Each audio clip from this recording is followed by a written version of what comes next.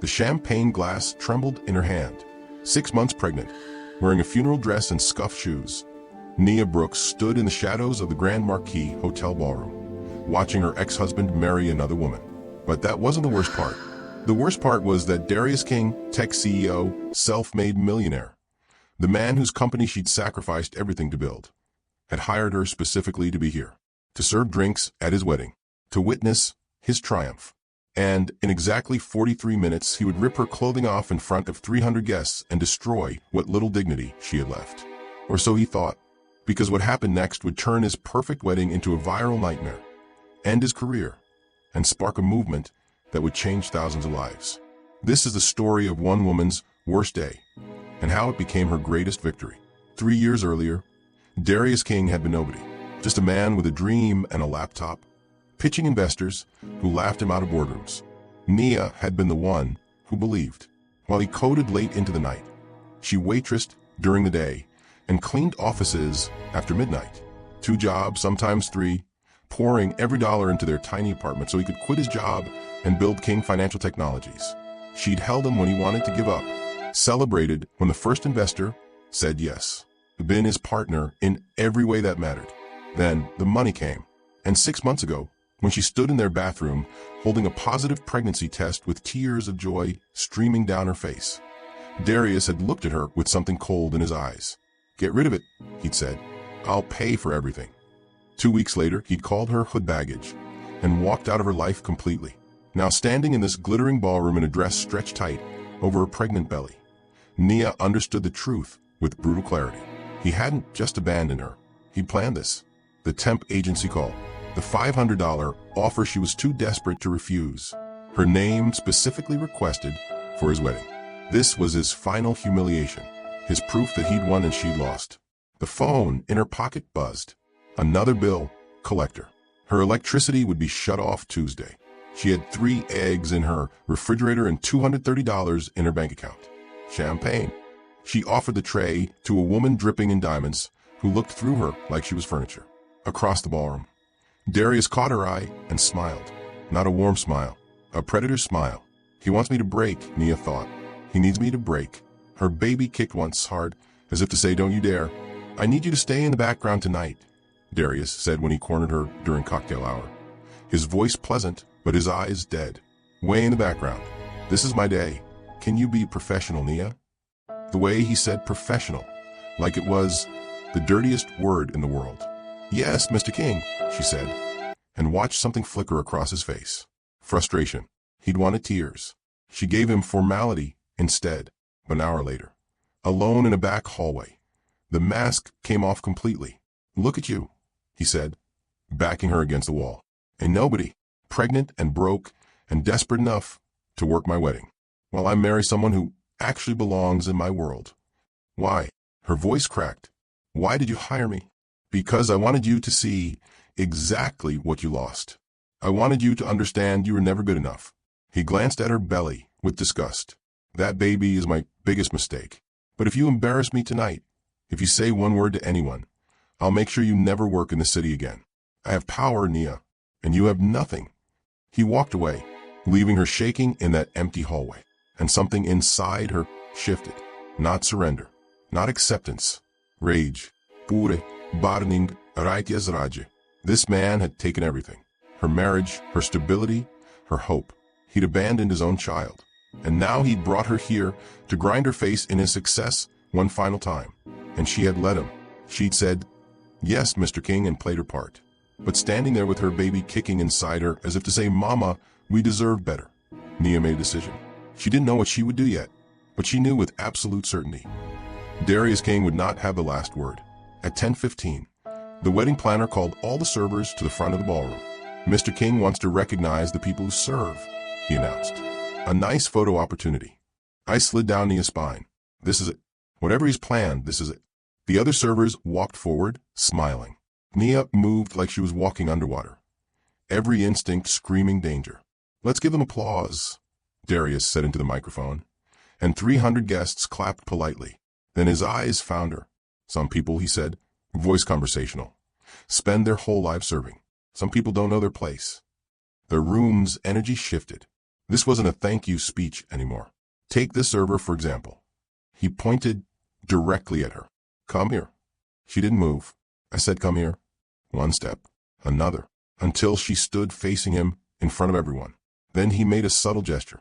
Another server stumbled into her from behind. The glass of water in her hand flew, splashing across her uniform, making the fabric cling to her pregnant belly. Oh no, Darius said, fake concern dripping. What a mess. Let me help you. And before she could react, he grabbed the front of her dress. This is what happens when you drag your past into your future. He ripped. The fabric tore. The buttons flew.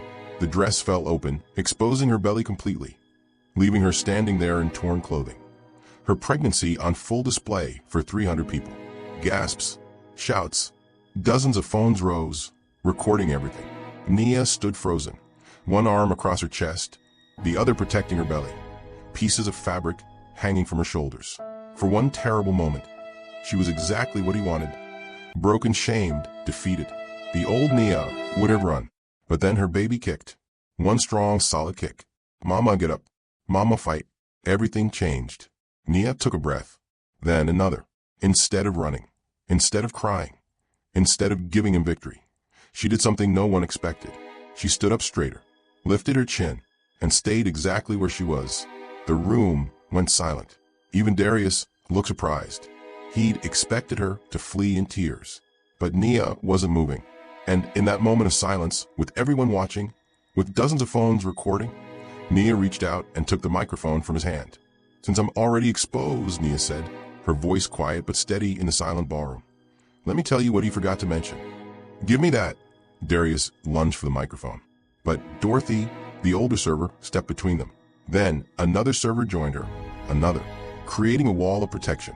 My name is Nia Brooks, she continued, her voice stronger now. And 3 years ago, I was married to Darius King. The ballroom erupted in shocked whispers. I was married to him when he was nobody. I worked 2 jobs, sometimes 3, so he could build his dream. I sacrificed everything for him. Tears streamed down her face, but her voice didn't waver. Then I got pregnant, and this man who just vowed to love and honor his wife, called me hood baggage, offered me money to abort our baby. And when I refused, he walked away. She's lying, Darius shouted. She's insane. But then the massive projection screens flickered. Text messages appeared. Screenshot after screenshot of text between them. Get rid of it. I'll pay for everything. This is our baby. How can you say that?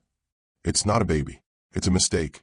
You're just ghetto trash who got lucky for a few years. Gasps filled the room. Phones recorded everything. Then audio played. Darius's voice filling the ballroom. Yes, the baby's mine. But I'm not letting a career liability destroy everything I've worked for. You're on your own. Nia stared at the screens in shock. She hadn't done this. Then she saw him. Malik, the wedding planner, standing near the AV booth with his arms crossed, watching with satisfaction. Earlier, when Darius had threatened her in the hallway, Malik had overheard, and he'd made a choice to upload everything to the venue system, just in case the truth needed to be told. Turn off, Darius screamed, but the tech operator took his time, long enough for everyone to see everything. When the screens finally went dark, the damage was absolute. Then Alana, the bride, moved. She walked down from the head table, tears streaming, and went straight to Nia. In a moment captured on dozens of phones, Alana removed her bridal cape and wrapped it around Nia's shoulders, covering her torn clothing. I'm so sorry, Alana whispered. I didn't know.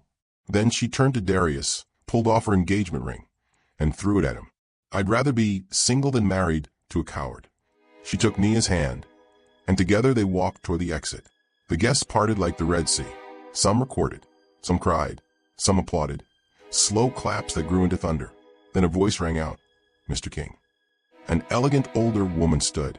Judge Simone Carter. That young woman and her baby have legal rights. After what everyone here has witnessed and recorded, you will fulfill your obligations. I'll make sure of it personally. Other voices joined. The board will hold an emergency meeting Monday. You're removed from the charity board immediately.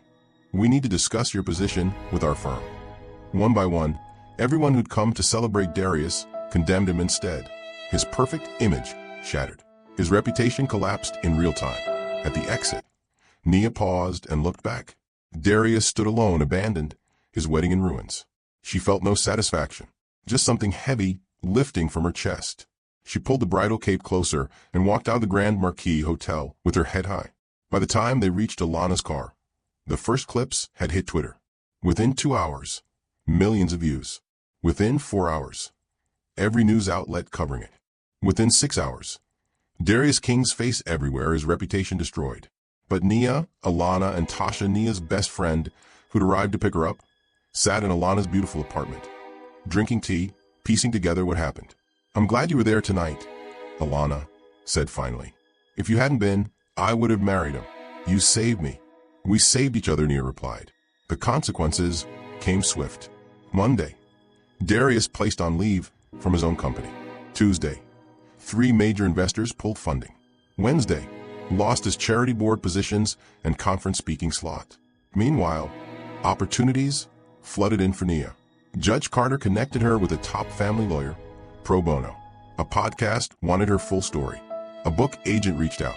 But most importantly, thousands of women contacted her. Women who'd been abandoned while pregnant, abused by partners, silenced by powerful men. "You gave us courage," they wrote. "You showed us we could stand up too." Working with Alana and Tasha, Nia created Rising Mothers, a support network providing legal help, job training, housing support, and community for women in crisis. What started as a website became a movement. 3 weeks later, Darius's lawyers offered $200,000 for Nia's silence. Neka. No more interviews.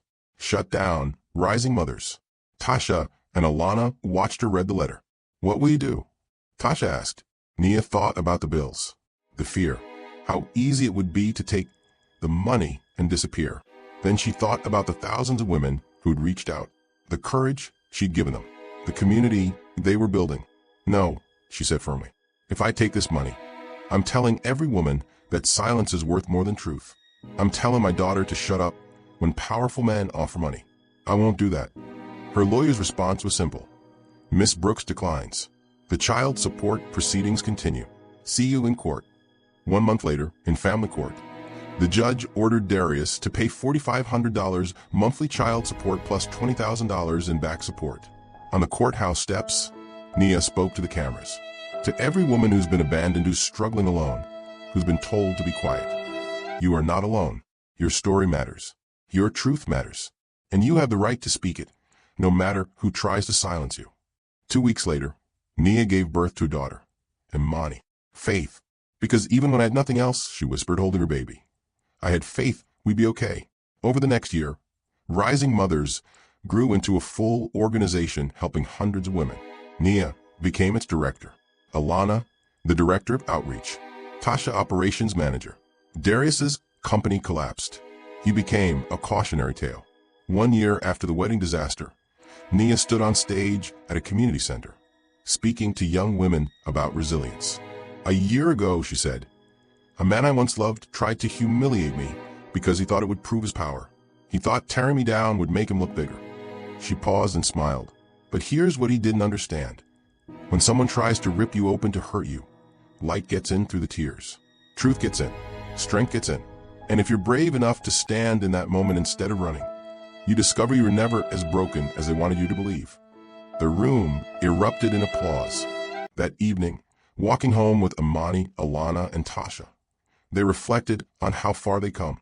"The worst day of my life," Alana said, "led to the best year." "We're not done yet," Nia said.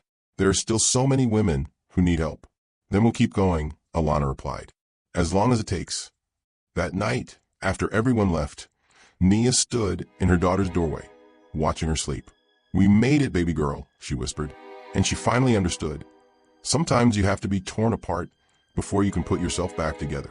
Sometimes humiliation becomes transformation.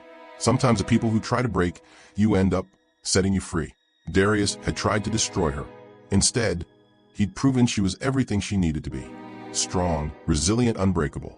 In trying to write the ending to her story, he'd given her the beginning of something far better than anything he ever could have offered. If this story moved you, please like this video and subscribe. Drop a comment telling us where you're watching from, and share this with someone who needs to hear it. Because every woman who stands up makes it easier for the next one. We're all in this together. See you in the next story.